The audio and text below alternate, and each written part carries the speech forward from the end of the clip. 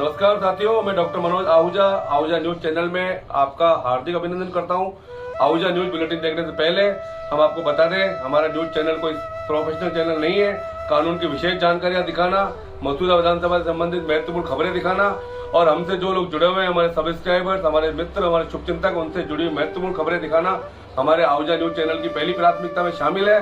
आप भी हमारे आहूजा न्यूज चैनल के सदस्य बने। अगर आपने हमारे चैनल को सब्सक्राइब नहीं किया है तो सब्सक्राइब करें। तो आइए देखते हैं आज की विशेष खबरें Ahuja news channel bulletin. Rajasthan उच्च न्यायालय की जयपुर पीठ ने वाणिज्यिक मात्रा में गांजा परिवहन करने तथा कब्जा रखने के आरोपी रंजीत सिंह पुत्र कल्याण सिंह निवासी खुरानिया पुलिस थाना मंडरेला जिला झुंझुनू को जमानत पर रिहा करने के आदेश पारित किए हैं।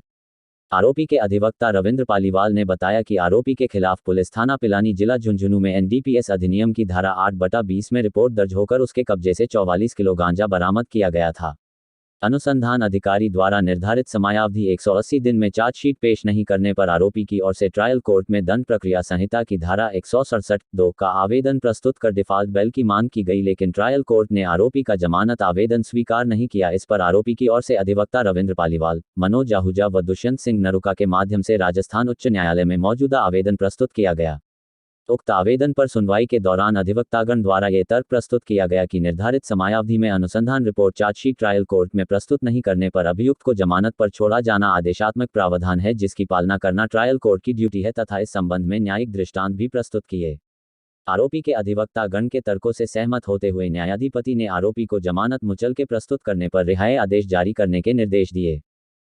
नमस्कार साथियों, आज मैं आपको राजस्थान हाईकोर्ट जयपुर में लेकर के आया हूँ। यहाँ हमारे अधिवक्ता साथी रविंद्र जी पालीवाल जी ने एक अच्छा जमानत का आदेश करवाया है। इस मामले में कॉमर्शियल क्वांटिटी एनडीपीएस में जो इनके द्वारा जमानत करवाई गई है, उन सारे तथ्यों के बारे में मैं आपको कनेक्ट करवा रहा हूँ। रविंद्र पालीवाल जी तो बताएंगे क्या आधार रहे, किस प्रकार से जमानत दी गई, सभी बातों के लिए मैं कनेक्ट करवा रहा हूँ। हाँ सर, बताइए। नमस्कार।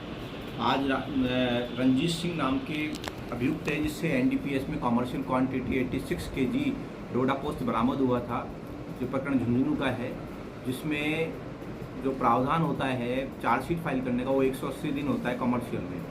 वो डिफ़ॉल्ट बेल चूँकि इन्वेस्टिगेशन एजेंसी ने 180 डेज में वहाँ पर जो ट्रायल कोर्ट है उस पर चालान पेश नहीं हुआ टाइमली, हमने वहाँ एक्यूज तरफ से डिफ़ॉल्ट बेल लगाई, क्योंकि टाइम पीरियड एक प्रेस्क्राइब टाइम पीरियड है सीआरपीसी में, इतने एक 180 कमर्शियल क्वांटिटी 180 डेज में एनडीपीएस में तो चार्जशीट फाइल करनी होती है प्रोसिक्यूशन द्वारा, लेकिन वहाँ डिले किया गया। इस बेसिस पे उन्होंने 167(2) में लगाई और वहाँ डिसमिस होने के बाद हमने राजस्थान हाईकोर्ट में इसकी अपील की और अपील पर सुनवाई करते हुए माननीय न्यायाधीश वीरेंद्र कुमार जी ने यहाँ जमानत का स्वीकार करते कहा कि ये आज्ञापक प्रावधान है, मैंडेटरी प्रोविज़न है, जिस पर न्यायालय को सुमोटो ध्यान देना चाहिए और ये बेल ग्रांट करते हुए रिलीज करने का।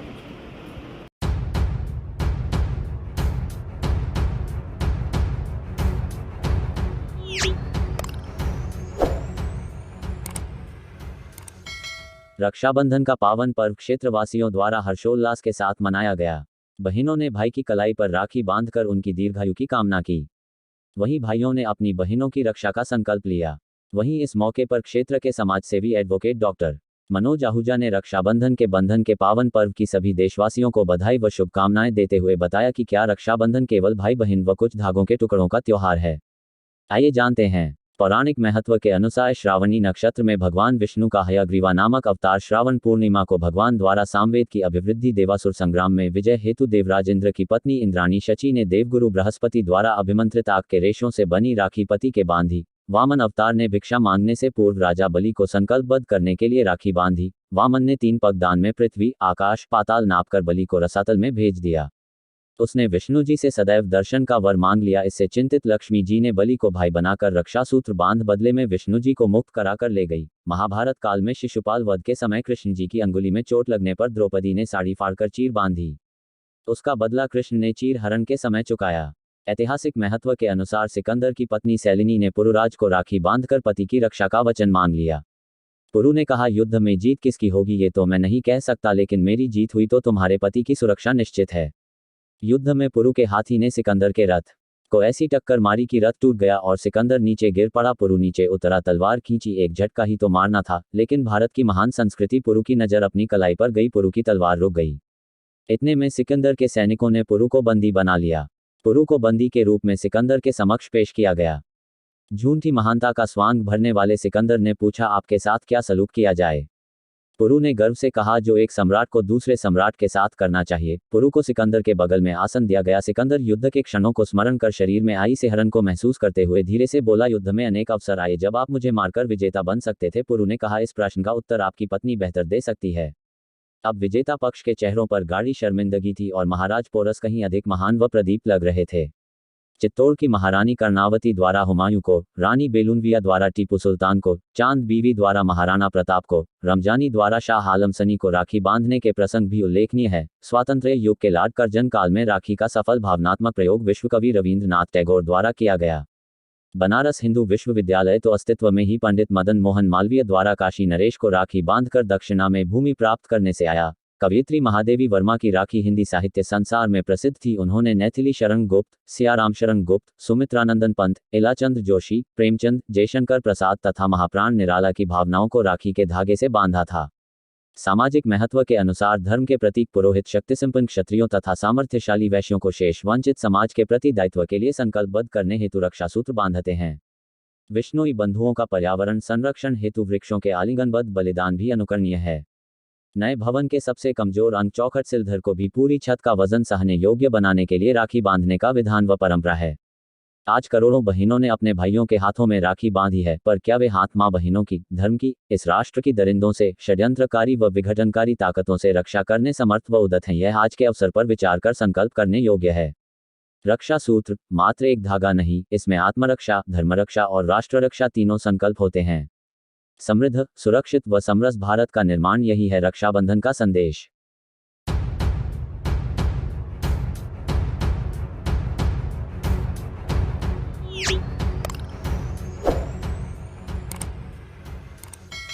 श्रावण मास की पूर्णिमा तिथि को केकड़ी जिले के अति प्राचीन चारभुजा नाथ मंदिर में भगवान चारभुजा नाथ के विग्रह का महामस्तकाभिषेक किया गया।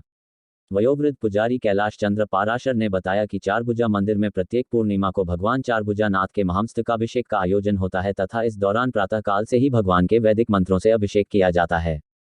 रामेश्वर पाराशर ने बताया कि इस दौरान पंडित योगेश व्यास के द्वारा वैदिक मंत्रों के द्वारा सुगंधित इत्रों, दूध, दही, शहद, गंगाजल, घी सहित कई मिश्रित सामग्रियों से भगवान का अभिषेक किया गया।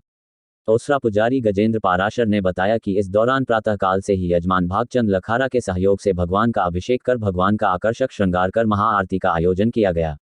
अभिषेक कार्यक्रम के दौरान शैलेंद्र पाराशर, अनिल पाराशर, गोपाल पाराशर, पुरुषोत्तम पाराशर, विजेंद्र पाराशर, मुकेश पाराशर, योगेश पाराशर, दुर्गेश पाराशर, ओमेंद्र पाराशर, पीयूष पाराशर ने सहयोग प्रदान किया। अभिषेक के पश्चात महाआरती कर भक्तों में प्रसाद का वितरण किया गया।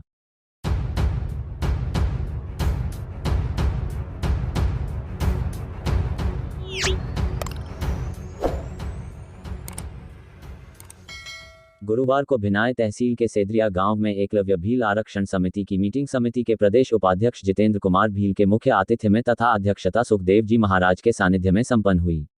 मीटिंग में प्रदेश उपाध्यक्ष जितेंद्र जी ने समाज में शिक्षा को बढ़ावा देने पर जोर देते हुए कहा कि शिक्षा शेरनी का वो दूध है जो जितना पिएगा उतना ही वह दहाड़ सकेगा। इसके साथ ही उन्होंने समाज के संगठन को मजबूत बनाने पर जोर दिया। मीटिंग में भिनाय तहसील के युवा अध्यक्ष रमेश भील ने समाज के युवाओं को राजनीति में अपनी भागीदारी भी सुनिश्चित करने की बात कहते हुए उन्हें राजनीतिक गतिविधियों में भाग लेने की प्रेरणा दी। इसके साथ ही उन्होंने कहा कि समाज का विकास तभी संभव है जब समाज के युवाओं की राजनीतिक भागीदारी सुनिश्चित हो। युवा नेता मदन भील ने कहा कि जो असामाजिक तत्व बाहर की संस्कृति को लाकर हमारे ऊपर थोप रहे हैं, हम उनको बर्दाश्त नहीं करेंगे। हम अपने धर्म व संस्कृति पर आंच नहीं आने देंगे।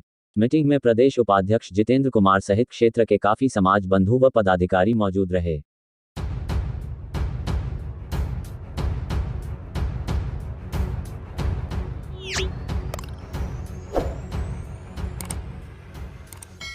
आयुक्तालय कॉलेज शिक्षा राजस्थान, जयपुर और राजस्थान सरकार के निर्देशानुसार गुरुवार 31 अगस्त को 11 बजे राजस्थान मिशन 2030 विकसित राजस्थान के अंतर्गत माननीय उच्च शिक्षा मंत्री महोदय की अध्यक्षता में राजस्थान मिशन 2030 सेंसिटाइजेशन कार्यक्रम आयोजित किया गया। इस कार्यक्रम में महाविद्यालय के कार्मिकों एवं हितधारकों का सेंसिटाइजेशन बाबत लॉर्ड तिरुपति महाविद्यालय केकड़ी के राष्ट्रीय सेवा योजना के सदस्यों, छात्र छात्राओं और महाविद्यालय कार्मिकों द्वारा सेंसिटाइजेशन कार्यक्रम में हिस्सा लिया और यूट्यूब पर लाइव प्रसारण देखा गया। इस कार्यक्रम में इस बात पर बल दिया कि सन 2030 में राजस्थान कैसे देश का नंबर 1 प्रदेश बने। इस बाबत सभी विभागों से और आम जनता से विचार आमंत्रित किए गए।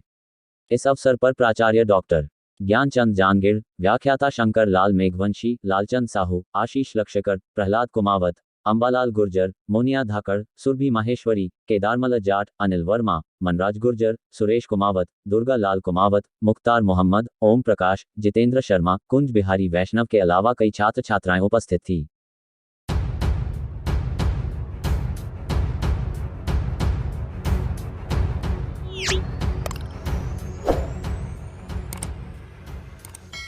विजन 2030 को लेकर पुलिस की संपर्क सभा का आयोजन शुक्रवार को जिला कलेक्ट्रेट सभागार में पुलिस अधीक्षक राजकुमार गुप्ता की अध्यक्षता में किया गया। सभा में राजस्थान सरकार के विजन 2030 को लेकर पुलिस विभाग से संबंधित विजन को लेकर पुलिसकर्मियों से सुझाव मांगे गए। पुलिस अधीक्षक राजकुमार गुप्ता ने विजन 2030 के संबंध में जानकारी देकर पुलिसकर्मियों से सुझाव लिए। संपर्क सभा में पुलिसकर्मियों ने भविष्य को लेकर आधुनिकीकरण, संसाधनों व नवाचार को लेकर अपने अपने सुझाव रखे। पुलिसकर्मियों ने सुझाव दिए कि अभी भी उन्हें साइकिल भत्ते के रूप में 150 रुपया मिल रहा। इस जमाने में साइकिल से अपराध पर लगाम लगाना असंभव है। पुलिस के जवानों ने आधुनिक संसाधनों के उपलब्ध कराने पर जोर दिया, जिससे कि पुलिसिंग मजबूत हो सके। सभी पुलिसकर्मियों के सुझावों को राज्य सरकार को भेजे जाएंगे। इस मौके पर पुलिस उपाधीक्षक संजय सिंह चंपावत, सिटी थानाधिकारी राजवीर सिंह, सदर थानाधिकारी मोतीलाल शर्मा, सरवार थानाधिकारी सुरेंद्र गोदारा, सराना थानाधिकारी सरवर खां, सावर थानाधिकारी मानवेंद्र सिंह, भिनाय थानाधिकारी नाहर सिंह सहित टोडा राय सिंह व जिले के पुलिसकर्मी मौजूद रहे। आज राजस्थान सरकार के मिशन 2030 के मद्देनज़र आने वाले समय में पुलिस का स्वरूप कैसा होगा, इस संबंध में जितने भी स्टेक होल्डर्स हैं उनमें से as a first stakeholder के रूप में जो पुलिस पर्सोनल्स हैं और उनके परिजन हैं, उनसे संपर्क सभा के माध्यम से संवाद का कार्यक्रम रखा गया है। इनके द्वारा जो सुझाव, जो सबमिशंस हमें मिलेंगे,